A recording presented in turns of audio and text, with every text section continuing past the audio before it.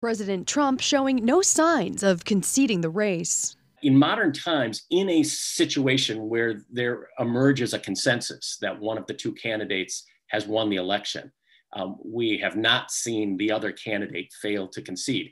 The Trump campaign promising to file additional lawsuits Monday. It seems that relatively few of the lawsuits have the ability to really change vote totals.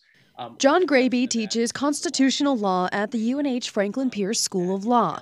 He says a lawsuit in Pennsylvania that challenges the decision of the state Supreme Court to allow for the counting of ballots postmarked by November 3rd that arrived within 3 days of the election could change vote total, but not the outcome. As I understand it, even if that group of ballots ultimately were not to be counted, it still seems, as I understand the numbers, that Vice President Biden is sufficiently ahead under ballots that don't fall into that category that it would make no difference.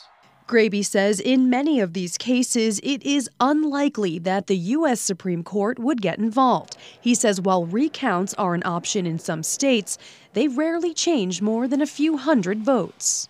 I think most election law experts don't think that any of the recounts is likely to lead to a changed outcome afterwards. And when it comes to a concession, Graby says it's something that is not legally necessary for the process to move forward toward a transition of power. Reporting live, Siobhan Lopez, WMUR News 9.